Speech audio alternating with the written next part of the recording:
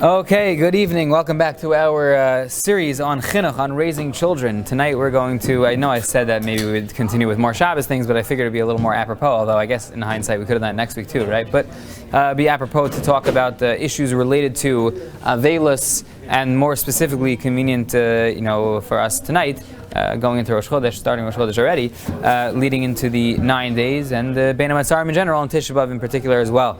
Obviously those three things are connected, being that part of the feeling, or the main feeling we're supposed to portray during this time, already starting. You guys have it a little easier maybe in some ways, but already starting from Bein HaMetzarim in some way, shape, or form, we're supposed to have been displaying, feeling, and portraying some signs of Aveilus throughout these couple of weeks, and certainly throughout this coming week, and certainly throughout the day of Tisha B'Av itself. We're supposed to be displaying some sense of mourning and Aveilus. The Gemara terms that Aveilus Yishana.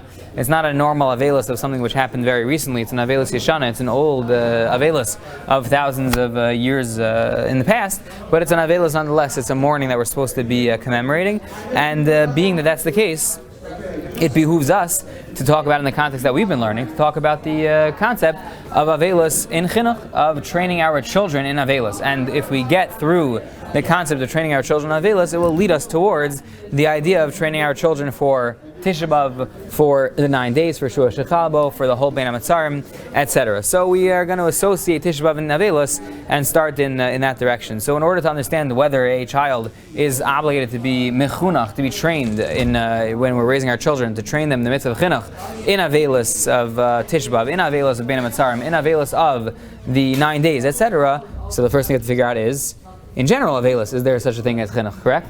Meaning there is a mitzvah of Aveilus. You could talk about what's parts D'Oraisa, what parts D'Rabbanan. We've already discussed in the past, maybe in the very first week, that the mitzvah of Chinuch definitely applies to mitzvahs D'Rabbanan as well. So regardless of what level, whether it's biblical, whether it's a rabbinic, the mitzvos of Aveilus that pertain to the mourning period, whatever level that mitzvah is on, certainly you would expect it's a mitzvah in the Torah, or the rabbis gave it to us, that you have to be mechanech your children, you have to train your children. So does that hold true? Is that absolutely true, that we train our children in the mitzvos of Aveilus, in the halachos of mourning? So if you look in source number 1, you'll have an interesting Gemara. The Gemara is interesting because in truth, we don't really have a source that tells us the answer to the question we're about to discuss. That's why it's going to lead to such a discussion, because the Gemara gives us a Mar Makom. The Gemara gives us a source related not at all, seemingly, to Aveilus, but something else entirely. Look in source number 1. The Gemara in Moed Katan on Yadalat Amud Beis. It also appears in Moed Katan Chav Vav Amud Beis as well. The Gemara says as follows: so short line, four words, 5 words. Mikarin lekatan mipnei agmas nefesh. What does mikarin mean? We tear, correct? So there's a mitzvah of kriya, simin shin mem in Yardei. There's a mitzvah of kriya, which means that a person, aside from only keeping the halachos of Aveilus during the 7 days of the period of Aveilus of mourning, when a relative, one of the Shiva Krovim, passes away, additionally, as the Aveilus sets in, at the time of the Kvura, at the time of the burial, we tear our garment. If it's a parent, we tear on the left side. If it's another one of the relatives that we sit Shiva for, we tear on the right side. And there are different halachos pertaining to it. You're supposed to tear a tefach down on either side, tefach down, and it's supposed to be precisely measured, at least that much. So we tear kriya when we are Rahman Slan, losing a relative. That's the halacha. So what does this mean? Mikarin lekatan b'nei agmas nefesh. It means as follows: a katan, a young child who chas v'shalom Rahman Slan, he loses a parent, so he's not obligated in mitzvos per se. He's a young kid. He's not yet bar mitzvah. He's not obligated to keep mitzvos. Yet, mikarin lekatan, we tear his garment. Why? Mipnei agmas nefesh. What does that mean? Mipnei agmas nefesh? When people see him, they will cry. Excellent. That's exactly what Rashi says. The Rishonim, we have it here on the page, source number 1. The Rishonim, each one says it a little bit differently, but they're basically the same theme that you just said, which is mikarin lekatam. Look at Rashi, es begadav, we tear his clothing. Mipnei agmas nefesh sheyivku haroim. So that those who are onlooking, the people who are at the funeral, who are watching this procession, who wants to see a child tearing kriya? It's so sad. It's such a horrible. It tears a person's heart out. You see that, you start crying. We're going to be more careful about giving honor to the deceased person. It's not because the child is actually a mourner. He's actually an avel. He doesn't have mitzvos. He doesn't have a chiv, an obligation in mourning. We tear his shirt because we're trying to get the people around him to give a better hesped, to cry a little bit more, to show a little bit of honor overall to the mace in front of us. That's the Gemara we have in Mesachas Moed Katan. Mesachas Moed Katan, by the way, is the heavy chunk of it. And the third parak is all about the dinam of Aveilus, so that's why this shows up there. Okay. Let me ask you a question. By the way, this Gemara is quoted in Shulchan Aruch and Siman Shin Mem. Your day at Shin Mem is where Hilchos Kriya is. A very long siman, a very fascinating siman with a lot of interesting things, but it's all about Kriya, all about this din of tearing your shirt when a person loses a relative. So let me ask you a question. From this Gemara, would you say that three options? There's a implication that a person has a mitzvah of chinuch when it comes to avelus. There's an implication that a person does not have a mitzvah of chinuch by avelus. There's no mitzvah of chinuch for children by avelus, or there's no implication whatsoever. We're not talking about avelus. What would you say? There is implication. That you have a chiv of chinuch. Why? Because if the kid's doing it, later on he's still going to remember, oh, they tore my shirt. So there's definitely an implication of chinuch, meaning you definitely have achieved some level of chinuch by doing the kriya. Correct. Does the Gemara tell you that the halacha is there's chinuch by avelus, or does the Gemara tell you there is not, or does the Gemara not tell you anything about that? What do you say? It's like indirect, like by example. Which is what Jojo was saying also, basically. Okay. Anyone else? So this is very interesting. Look in source number 2. The Tur quotes this. The Rush already quotes this. The Rishonim quote this from the Ritz Geis, the Marid's Geis. The Ramban quotes this as well. They and again, the Tur I have for you inside over here. The Ritz Geis learns from here that the Gemara actually is a proof that there's a mitzvah of chinuch by at least kriya. Okay, so we're starting one step at a time by at least kriya. How so? So he says like this. The Gemara says a katan who's not chayiv in chinuch. It's talking. The Ritz Geis assumes it's talking about a young katan, a 4-year-old, a 3-year-old, a 4.5-year-old, someone who doesn't yet get the mitzvah and therefore doesn't have an obligation of chinuch upon him. So in that case, the Gemara says the reason why we tear his garment is because agmas nefesh, to cause others to cry. But, says the Ritz Geis, the implication he assumes is that once the child reaches the age of chinuch, we also tear his shirt. Why? Not mipnei agmas nefesh, but because of chinuch. So the Ritz Geis says no. There's a regular mitzvah of chinuch, that when you have a halacha, you train a child in the halacha. Kriya is no different. There's a mitzvah derabanan. There's one Rabbi who thinks it's deraisa, but basically it's a mitzvah derabanan. They have to tear your shirt when you're an avel. Fine. So we have such a mitzvah. So yeah, of course you have to train a child in it once he's of age and he has the intellectual capacity to understand the mitzvah. You'll train him. You'll do kriya with him if you have to. But in the case where he's too young, that he's not chayiv and chinuch, maybe you shouldn't do kriya. Says the Gemara, no, you still do kriya.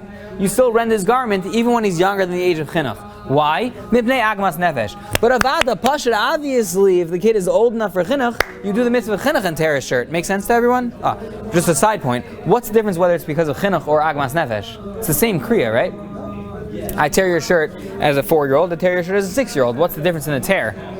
So Rabbi Kiva Eger on the side says there is a difference. If the whole point of the kriya is because of chinuch, then you have to do it as the halacha says to do it. Remember from our very first year, that Ritva and Sukkah, if the mitzvah of chinuch is being applied over here, that means you have to train the kid in the mitzvah the way he's going to keep when he's older. So the way you tear kriya is you have to tear a tefach. Remember the measurement of a tefach when you tear kriya. So if you're doing chinuch, you have to make sure the kid tears a full tefach so he learns how to do the halacha properly when he's an adult. Make sense? Okay. What if it's not chinuch? What if he's 3 years old? And why are you tearing? Just to put on a show. Just to make everyone else there cry a little bit because of how sad the scene is. So then maybe you just tear a little nick. You make a tiny little dent in the shirt. You just tear a little bit of the seam or something like that. That's enough to satisfy the halacha of making people cry. It doesn't have to be exactly a tefach. You don't have to hit the measurement because it's not a mitzvah of chinuch. It's something else entirely. It's just getting the people around them to cry. That wouldn't involve or entail the need to have to do kriya all the way like the halacha says. So that would be the nafkamina. That would be the practical difference as to whether you're saying it's kriya because of chinuch or it's kriya because we're trying to make the people in the crowd cry a little bit more. That's the Ritz Geis. So all the Ritz Geis does for us, again, source number 2, the Torah quotes it. He tells us that this all applies, chinuch applies even to the mitzvah of kriya, and you see that in our Gemara. But if you look in source number 3 of a Taz, the Taz is quoting a Drisha from before him. The Ksav Sefer has a tshuva in Yerodei Siman Kuf Ayin Beis who says this as well, that this is actually an implication even further. He thinks it's a Raya Ktsas, a little bit of a proof that there's a din of chinuch by avelus in general. Now again, the fact that there's obviously, according to the Ritz Geis, it wasn't obvious to me, but according to the Ritz Geis, there's obviously a mitzvah of chinuch by kriya, so too the Taz in source number 3, the Drisha, the Ksav Sefer are saying, so too there's a little bit of a raya, a shtickle of proof that the same thing applies to all of Havelas. After all, wouldn't you agree with the following statement? Kriya is one example of Avelos. It's part of Avelos. So if there's a mitzvah of Chinuch on Kriya, on tearing garments, there's probably a mitzvah of Chinuch on all of Avelos because it's all connected, it's all tied together. Why would you, no pun intended, tear the two apart? Doesn't make any sense, correct? The two are molded together, Chinuch and Kriya, Avelos and Kriya. So if Chinuch applies to one, it applies to both. That is what the Taz suggests, again in the name of earlier Achronim as well. However, the Shach, in his commentary, in Yerodea, in Siman Shin Pei Daled, but also in his Sefer Nekudas HaKesef, the Shach wrote a Sefer Nekudas HaKesef, which was a response to the Taz, Turei Zahav, Nekudas HaKesef. So it was a response to the Taz. So in his commentary, that's a response to the Taz over here. He argues, and he says, no, the Gemara brings one case, one very specific case. It brings the case of Kriya. And we know the Gemara says in multiple places in Maseches Moed Katan, Avelis L'chud, Kriya L'chud. Meaning, each of those two halachos are their own halachos separately. Kriya is a siman in Shulchan Aruch, siman Shin Mem 340. All of the halachos of tearing garments are in that one siman. The rest of Hilchos Avela is in other simanim.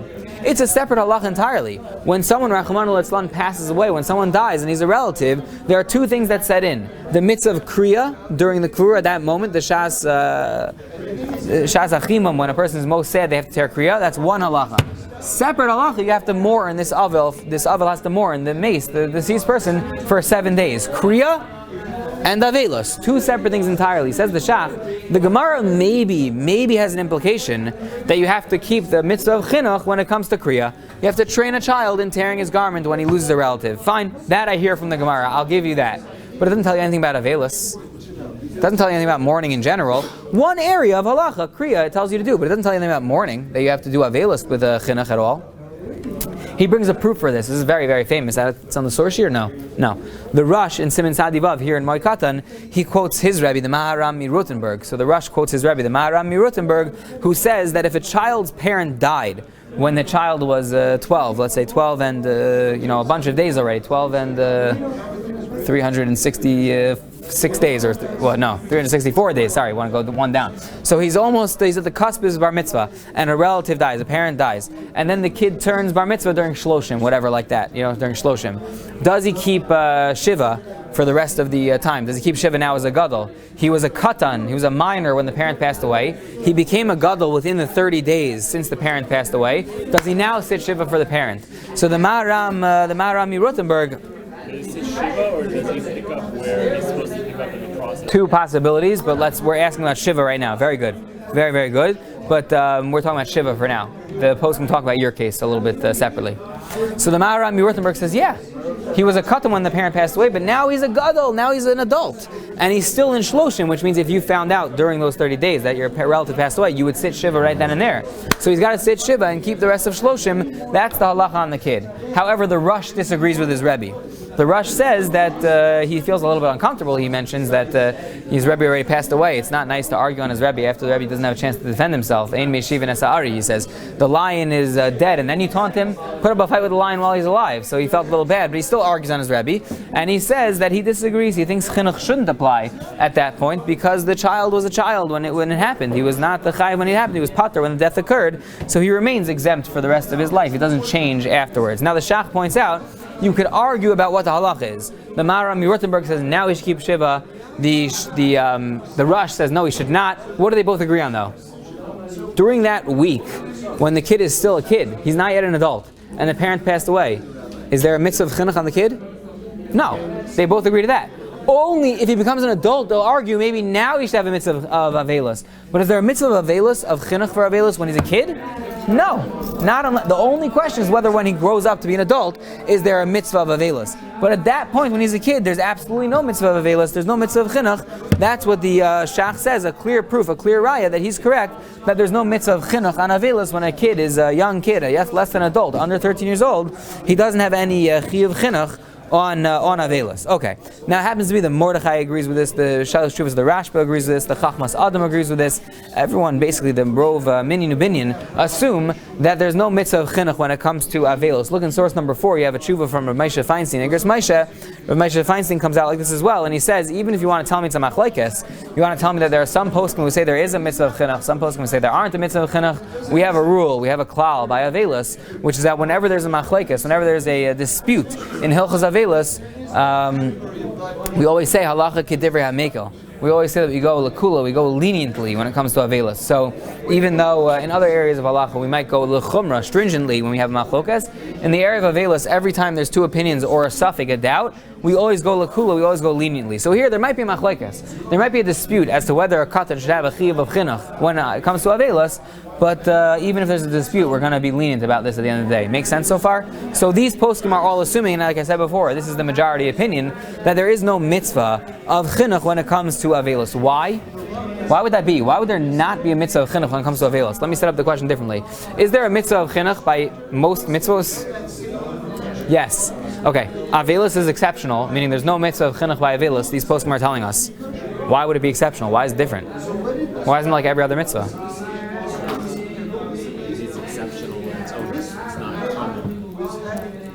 Not common? Okay, so only, you're saying, meaning only if it's built into the schedule should there be a mitzvah of chinuch? You didn't mean that exactly. You meant some you're not sure how to say it. It's coincidental, maybe? Meaning it's mikri. It's not, we'll say it in a different way soon, but it's preparing somebody for something. Right.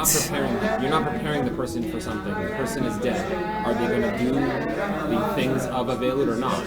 How do you prepare somebody for Avelut? Chinuch is preparatory for... This child will likely lose a parent at some point in their life, b'derech hatava, right? Sure, but that's not. You don't know that's going to happen in the years between the ages of Chinuch. No, but you could prepare them later. Correct, but meaning that's absolutely true. But you're worried about what's going to happen when he's an adult.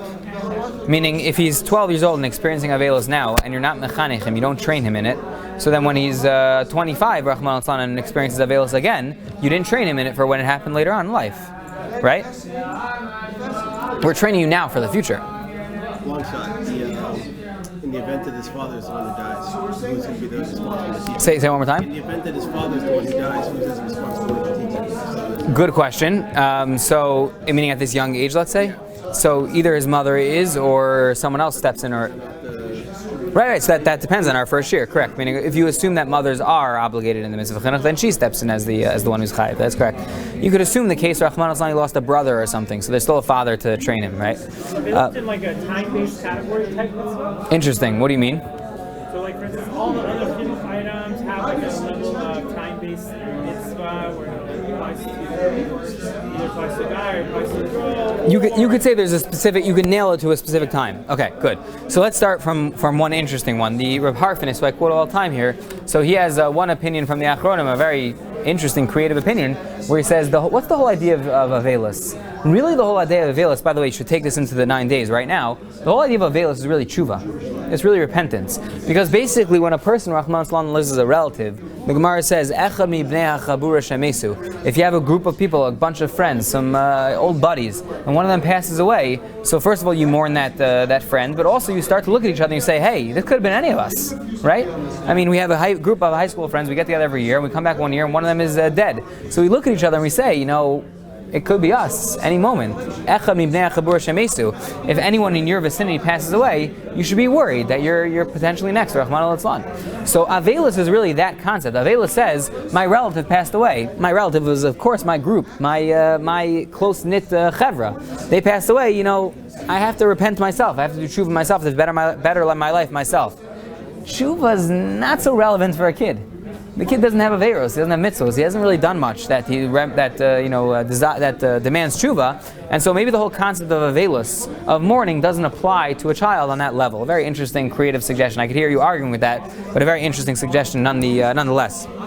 However, the Minchas Chinuch, I'm pretty sure that at some point we mentioned this a few weeks ago. I'm not certain, but I'm pretty sure we mentioned it a few weeks ago. The Minchas Chinuch in Mitzvah Reish Samach Daled suggests a fascinating idea. He says, I said before that this kid, when he's older, he's going to lose a parent. Correct? That's what I said before. Is that necessarily true? Now, on one level we hope he does, meaning we don't, Rahman al-Islam, want that a child predeceased the parent, but maybe when he's 15 years old, Mashiach will come, or maybe when he's 100 years old, Mashiach will come, but his parents will be 125.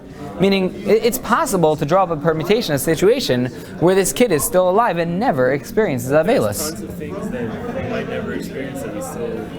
Is that true? Is that true? Meaning there are tons of things that we may never experience. Is there a mitzvah of chinuch on all of those things? So the Minchas Chinuch is suggesting not. You could argue, meaning you could find other examples and try to say all those cases would be wrapped up in one, and you would say no, they're all not chayiv, they're all chayiv in chinuch. The Minchas Chinuch suggests that if it's not necessarily going to happen, there is no mitzvah of chinuch. There is no mitzvah of chinuch. It's an amazing concept. It's not necessarily. See, that I hear you, I do hear you, and there's one level where you're supposed to live that way. You're supposed to take nothing for granted. Who knows if I'll make it to Sukkot next year to take a lulav again, right? You could say such things, but you have to operate at some level, on a level of derech hateva. The natural course of life is such that this kid will experience hopefully 120 Sukkos, 150 if he outlives 120. Why not? He'll experience a lot of Sukkos, correct? That's the derech hateva. There's nothing which necessitates someone dying in his lifetime, either for bad reasons, nebuch, or for good reasons, that something beats him out to that. If Mashiach would come, it would cut it off at its root. So since Avelus is a mitzvah that the kid may never actually have to keep, he may never actually have to keep it, so then there's no chiv of chinuch, because chinuch is the idea of training a child to keep that which we know he's going to have to keep when he's older. And you can't say that about chinuch. You can't say that about chinuch. There are those who push back, partially with what you said and partially with other tainas. Maritz Chayes says the same idea, but that's the argument of the Minchas Chinuch. Again, a chiddush. How is there any chinuch towards like the 9 days or something? Oh, so we're gonna get to that soon. So the third suggestion that's very fascinating is the Rabbi of Soloveitchik.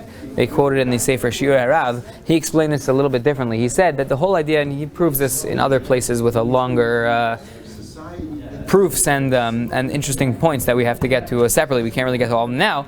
But the Rav explained that the whole concept of Avelus, we look at Avelus as actions. Sit on a low chair, wearing the torn garment, refraining from certain activities, not going to work, right? You sit Shiva, you do actions, correct? That's Avelus. The Rav pointed out, that's not Avelus. Avelus is a Kiyum Sheva Leiv. Avelus is something you feel in your heart. The Torah wants us to feel a sense of mourning. The Torah wants us to feel bereft over the loss of a relative. How does a person make themselves feel so sad, so lost, so sad and devastated over the disappearance of the relative? How do you get yourself to do that? So the Torah gives you a few ways in which to express that sadness. But at its core, the mitzvah of Avelus is really a kiyum shebelev. It's a hergish. It's a feeling. It's an emotion you're supposed to have. The Rav said that a child, even at the age of chinuch, they're not intellectually mature enough to properly process a loss. Kids cry, kids miss things, that is all true. But the feeling the Torah wants us to nail, that feeling of being bereft, of being lost, of being without our relative, that a child can't properly home in on. And therefore the mitzvah of chinuch is the mitzvah of Avelus is just simply, it's inaccessible to a child. It's not something you could train him because he can't relate to it. He can't relate to it. An adult keeps these mitzvahs, and then it helps him generate and show and display those feelings of sadness. But a child just doesn't have that ripeness of mind to be able, and the density of the heart, the ability to feel it that deeply. It's not there in a child, and therefore the chinuch can't apply, because you can't train a child in something he can't relate to. We keep saying this over and over again. Chinuch only applies when a child can understand what he's doing. But a child can never, by definition, understand Avelus fully. On one level, adults can't either, obviously. But a child can't, even less so than an adult, can't understand Avelus entirely, and therefore chinuch doesn't apply. So whichever one of these three approaches you take, each one has its issues, each one has its strengths, but that's what the general assumption is, that Avelus doesn't have a mitzvah of chinuch, either because it'll never happen, or because tshuva doesn't apply to them, or because they can't process that feeling. There's no chinuch by Avelus. If you look in source number 5, you'll see the Magen Avram, and now we're coming closer to Tisha B'Av, the 9 days, and the like. The Magen Avram echoes this psak. He says there's no chinuch on Avelus. And with that in mind, if you look in source number 6, we more easily understand what the Be'er Halacha says. The Be'er Halacha was written by the Mishnah Berurah, the same author as the Mishnah Berurah. The Shulchan Aruch is the top with the Ramah, and then the Mishnah Berurah wrote footnotes to the Shulchan Aruch where he comments and brings all of the Achronim, how he paskin, etc. on the Shulchan Aruch. Then he made longer footnotes on his own Mishnah Berurah where he expands upon the ideas that he was bringing up in the Mishnah Berurah on the side. And on the bottom he has the Shar HaTzion where he marks for us the places, the sources from which he drew his halachos that he discusses in those two svarim. So in the Be'er Halacha, the Mishnah Berurah himself comments, you have it in source number 6, that when it comes to Shavasar B'Tammuz and when it comes to Tisha B'Av, there is no mitzvah of chinuch, meaning we spoke about in the past the idea of, was this last week or no, 2 weeks ago, we spoke about how Yom Kippur, the kid shouldn't fast, but at a certain point you train the kid for a few hours, a little more, you push him to learn how to fast a little bit before he's bar mitzvah. That doesn't apply, says the Mishnah Berurah. Others disagree, but we assume the Mishnah Berurah says that doesn't apply. The accepted psak is that doesn't apply by Yud Zayin B'Tammuz or Tes B'Av. Those fast days, there is no chinuch, there's no training of the child. When he's 13, he fasts. When he's 12, he doesn't fast. There's no mitzvah to be mechanech a child on Tish B'Av and Shavasar B'Tammuz. The Mishnah Berurah accepts this as well in his regular Sefer Mishnah Berurah. The Aruch HaShulchan says this is the accepted psak. One thing to note, you don't have it on the sheet, but the Mishnah Berurah in his commentary there, he says that even though it's true that a child does not have to fast on Tisha B'Av at any point, it does make sense not to feed him whipped cream all day and not to give him candy every second and not to make pekalach and give them out in shul, meaning the kid to his level should not be engaging in eating to his heart's content, snacking incessantly or anything of that manner, enjoying all his favorite treats on Tisha B'Av. It's not right. It's a day of mourning, it's a day of sadness. Some of that ruach hayom, some of that spirit of the day should be preserved. Okay, so he has to eat enough to stay okay, and there's no mitzvah to fast, and there's no chinuch even on the fasting, but he shouldn't eat whatever he so desires. He should eat the basics. There's an opinion in the poskim that he should eat bread and water. We don't assume like that. We assume he could eat more than bread and water. He could pretzels, and he could eat whatever, I don't know what else. Kids eat a bagel and cream cheese, whatever he eats. But to snack all day and enjoy the day so beautifully, that already we should try to avoid. Give him some spirit of what the day is all about. How about all the other things like of the 9 days, like meat? Yeah, we're going to get to that, Blinether. We're coming to that. So there's no need to train kids on these fast days. Why? There's no chinuch on Avelos. What does Shavasar B'Tammuz represent? What does Tisha B'Av represent? Avelos, mourning for the Beis HaMikdash. So there's no mourning for the Beis HaMikdash by a child because there's no mourning by a child.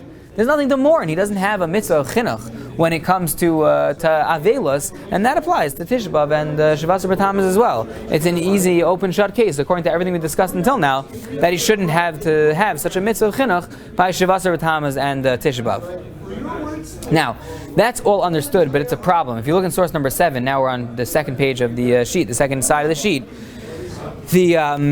the Magen Avraham seems to contradict himself. We said the Magen Avraham before said there's no chinuch on Avelos, and therefore there's no chinuch on Tisha B'Av and Shavasar B'Tammuz. But if you look over here, when the Magen Avraham is discussing the concept in Siman Tov Kud Nun Aleph, Sivkat Lamed Aleph, the Magen Avraham is discussing the concept of eating meat and drinking wine during the 9 days, or for Svardim during the Shavua Shechal Bo Tisha B'Av. When we're talking about eating meat and drinking wine, so the Magen Avraham says that a child who is so young that he's not yet at the age of chinuch does not have to refrain from meat and wine. But that's dafka betinok she'eino yodei las ava Yerushalayim, meaning a child who's old enough to understand Avelos, a child who's old enough to understand that we're missing Yerushalayim, we're missing the Beis HaMikdash, he in fact should refrain, should be held back from eating meat and drinking wine during the 9 days. So how do you square that? I thought we said until now, there's no Avelos for a child. So the 9 days is Avelos. We don't eat meat and wine because of Avelos for Yerushalayim. But he's old enough to understand, then we do train him. Why? There's no chinuch for Avelos. What are you talking about? This is a very strange thing. It seems like a contradiction, a stira within the Magen Avraham. We're following? Good? Distinction between what you're sitting Avelos for. In what way? Well, yes and no, because the first Magen Avraham we quoted, I'll cut you off. The first Magen Avraham we quoted was also talking about Tisha B'Av. That's mourning for the Beis HaMikdash. This is the 9 days. Tisha B'Av, you don't have a chinuch for fasting because it's mourning, said the Magen Avraham. But here, the 9 days, you do have mourning? I don't get it. It's the same Beis HaMikdash. Okay, so my Rabbi Rav Shechter Shlita has a whole essay about this in his Sefer Be'ikvei Atzon. It's not on your sheet, but it's a very, very... it answers the question. It's correct. He's saying the right pshat in the Magen Avraham. And he says as follows: our question that we just presented, the stira, the contradiction we just presented, it's not really due to anything wrong in the Magen Avraham. It's actually because we make a mistake. We have a misunderstanding of the 9 days in our heads. We conflate two ideas. We conflate the concept of Avelos with all of the minhagim, all of the customs of the 9 days in the following sense. We just said the 9 days are about mourning for Yerushalayim, correct? And therefore we don't eat meat and wine, correct? Okay, so let's step back for a second. That would imply that an Avel, someone who's mourning, can't eat meat or wine. Is that correct? That is incorrect. An Onain, before he buries the mace, cannot eat meat or drink wine. Oh yeah? Interesting. Okay. Interesting. Minhag. Right. Not Maker Din. Good. Yeah. So an Onain before the burial cannot eat meat or drink wine, but after the burial, when we're sitting Shiva, meat and wine are permissible for an Avel. Strictly speaking, Maker Din, the Din of the Gemara, it is permissible. So then what is going on? Meaning, why Taka is it? Some of the poskim, by the way, suggest that the Sudas Havra, that first meal the Avelim have when they come back from the cemetery, Dafka should be Basar V'yayin. It should be a chashuv meal. It should be a real meal. The Yad Avram says this in Shulchan Aruch, based on Shulchan Aruch, that you actually should have meat and drink wine during Avelis. So then why is it that we refrain from meat and wine during the 9 days? What is that? So the Aruch HaShulchan has a point over here which is poignant and it's on target, and the Vilna Gaon drew out the same point as well in his commentary in Shulchan Aruch. You have in source number 8, a Gemara in Bava Basra.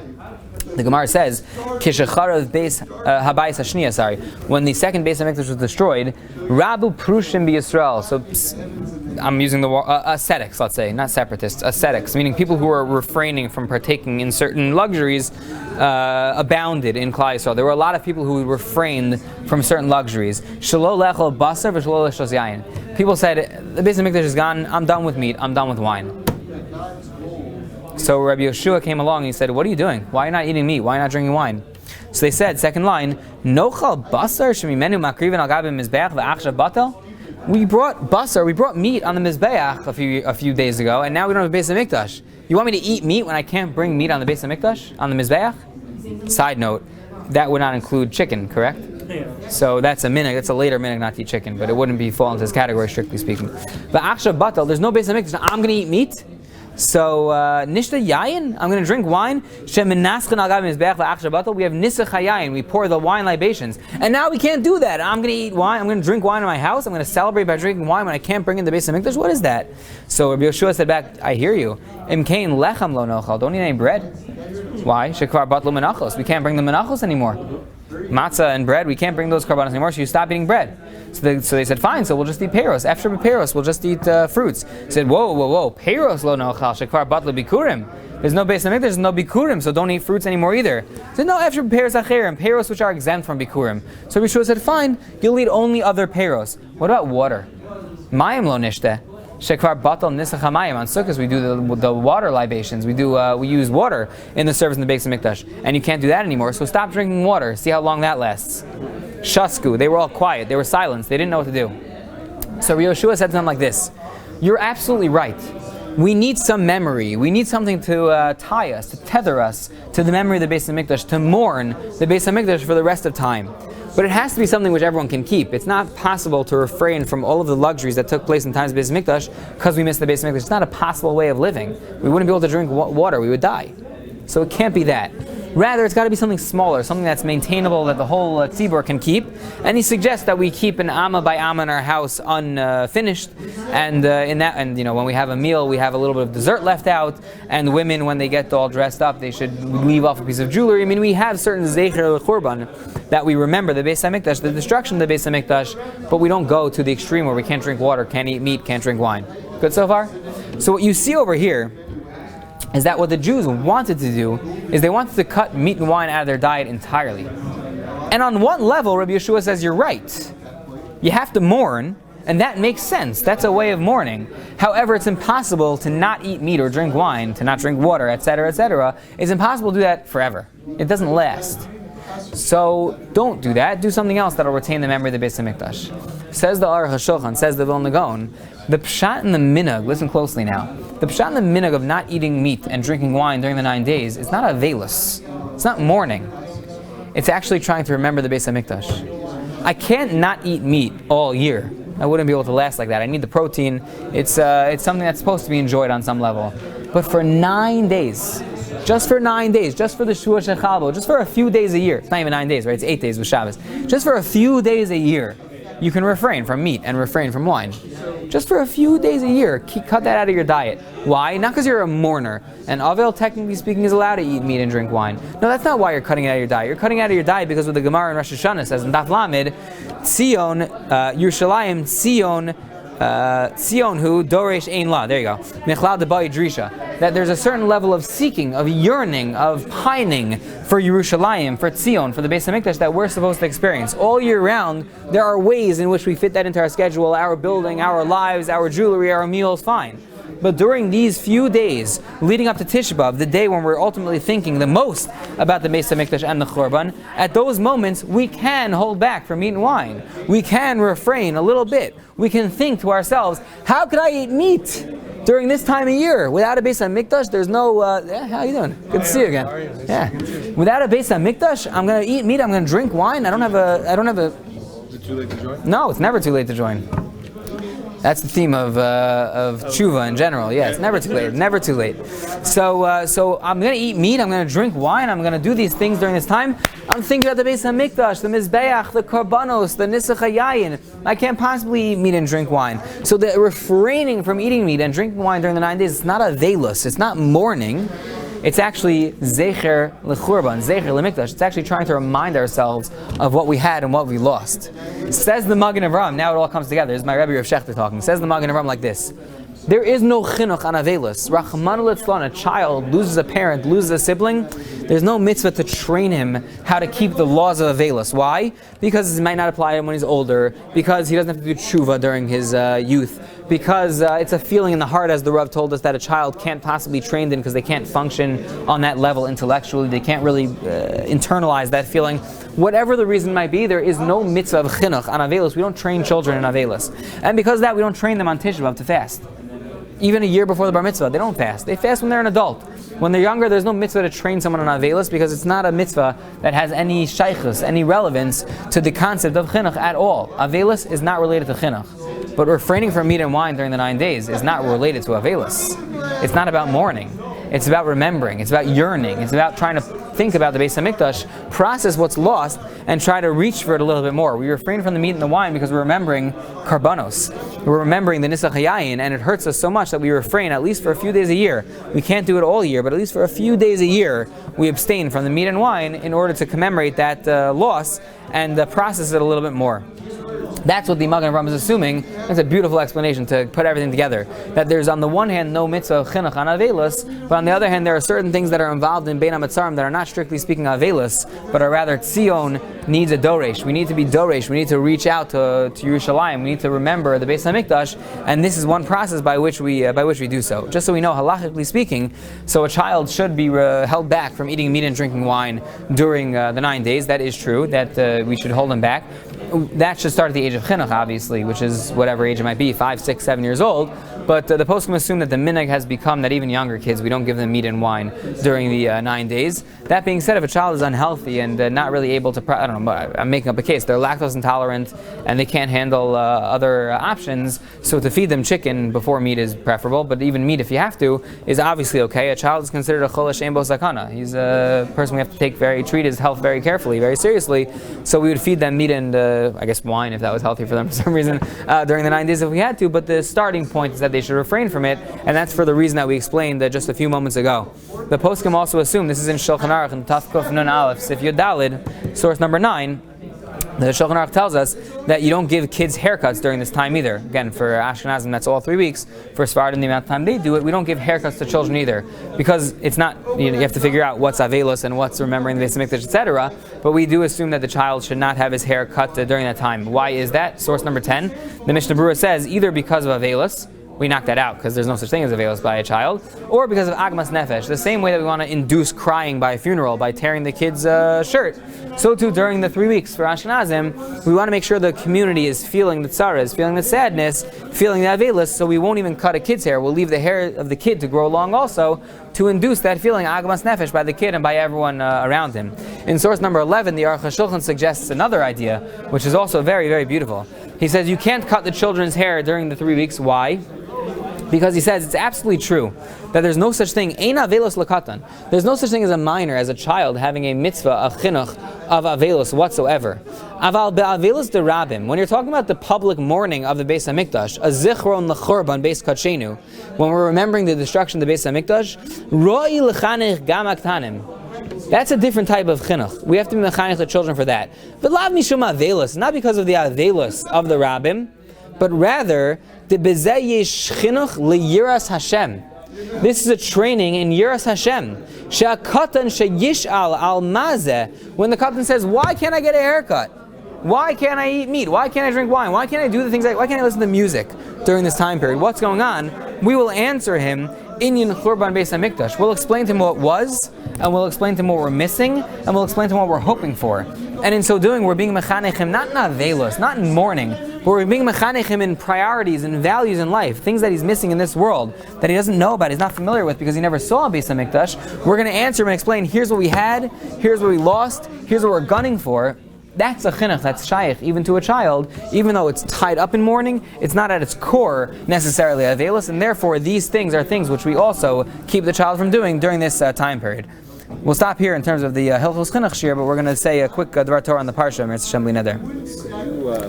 Share a copy of Shach's essay?